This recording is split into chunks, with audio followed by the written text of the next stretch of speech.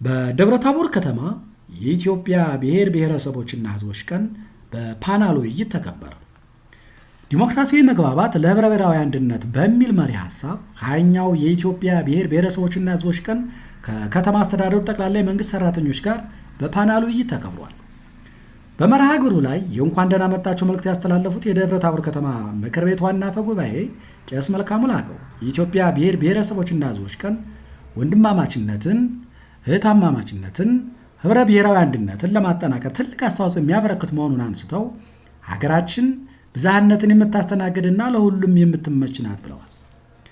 ከነጠላ ትርክ ወጥቶ የጋራ ትርክትን መገንባት እንደሚገባም አስገንዝበው ሀገራዊ አንድነትን ለማጎልበትና ወንድማማችነትና እህታማማችነትን አጠናክሮ ለማስቀጠል ሁሉም አካል መስራት እንዳለበት ተናግረው የኢትዮጵያዊነታችን እሴት ማክበርና ሰላምን ማጽናት አለብን ብለዋል። በዓሉ መከበሩ ትውልዱ የራሱን ቋንቋ፣ የራሱን ባህል፣ የራሱን አለባበስ፣ የራሱን አመጋገብና ሁለንተናዊ ማንነት እንዲያውቅ፣ እንዲያከብር፣ እንዲያስቀጥል ለማስቻል ነው። በዓሉ መከበሩ እኩልነትን፣ ወንድማማችነትን፣ እህትማማችነትን ከማጠናከሩን ባሻገር ዜጎች በሀገራቸው ተቻችለው ተከባብረው እንዲኖሩ ለማስቻል ነው። ብዝሃነት የአገራዊ ህብረ ብሔራዊነት መሰረት ነው። በዓሉን ማክበር ህብረ ብሔራዊ አንድነትን ማጠናከር፣ ገዢ ትርክቶችን ለማጽናት የደብረ ታቦር ከተማ አስተዳደር ግብርና መምሪያ ኃላፊና የከንቲባው ተወካይ አቶ ጌታቸው ይበልጣል ባደረጉት የመክፈቻ ንግግር የኢትዮጵያ ብሔር ብሔረሰቦችና ሕዝቦች ቀን በሀገራችን ያሉት ብሔር ብሔረሰቦች ባህላቸውንና እሴታቸውን የሚያስተዋውቁበት፣ አንድነትንና አብሮነትን የሚያጠናክር፣ መቻቻልንና መከባበርን የሚያጎለብት መሆኑን ገልጸው ብዝሃነትን ለማስተናገድና ተጠቃሚነትን ለማሳደግ ምቹ ሁኔታን ይፈጥራል ብለዋል።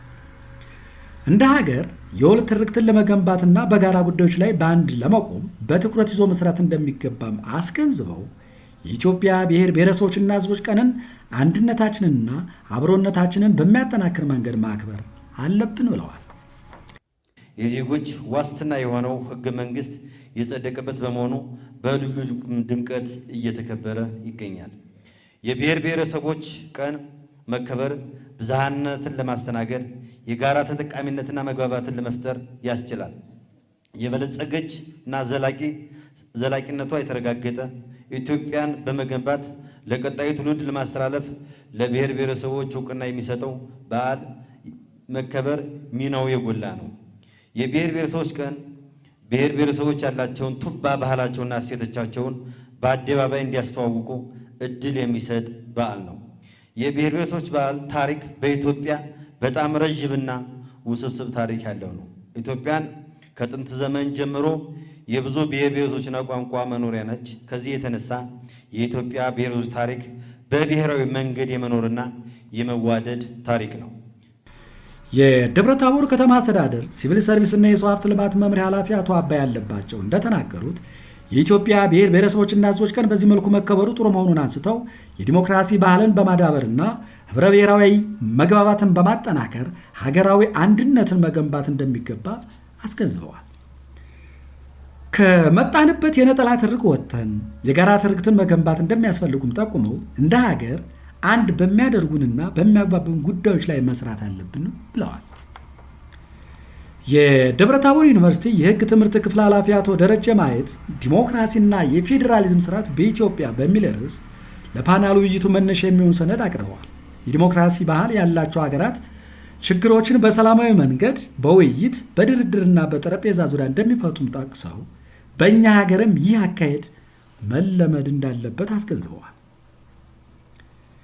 የፌዴራሊዝም ስርዓት የፖለቲካ ተሳትፎን እንደሚያበረታታ፣ የአስተዳደር ብቃትን እንደሚያሳድግ፣ የኃይል ሚዛንን እንደሚያስጠብቅ፣ ብዝሃነትን እንደሚያስተናግድ ገልጸው በሀገራችን ኢትዮጵያ የፌዴራሊዝም ስርዓትን በአግባብ ማስኬድ ያስፈልጋልም ብለዋል። በመርሃ ግብሩ ላይ የተሳተፉ የመንግስት ሰራተኞችን በሰጡት ሀሳብ የኢትዮጵያ ብሔር ብሔረሰቦችና ሕዝቦች ቀን በዚህ መንገድ መከበሩ ጥሩ መሆኑንና ተጠናክሮ መቀጠል እንዳለበት ተናግረው ብዝሃነትን በአግባቡ ለማስተናገድ በትኩረት ተይዞ መሰራት አለበት ብለዋል።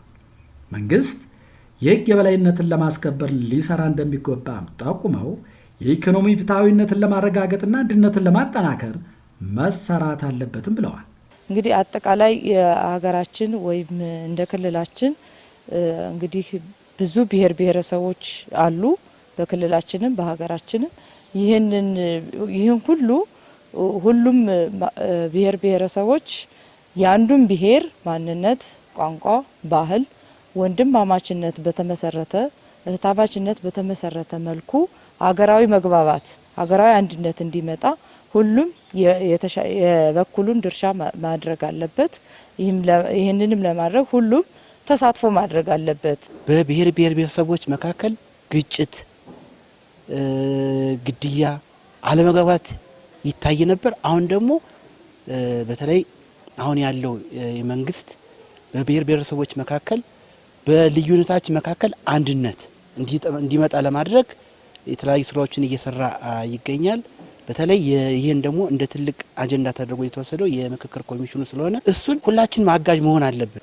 ስለዚህ የምክክር ኮሚሽኑ ተግባራዊነት ውጤታማነት እንዲኖር በተለይ የነበሩ ችግሮችን ለመፍታት ነጠላ ትርክት የተዛቡ ትርክቶችን በመተው በሚያግባቡን አንድነት በሚያደርጉን በወሉ ትርክቶችን ይዘን ሁላችንም የድርሻችን ልንወጣ ይገባል።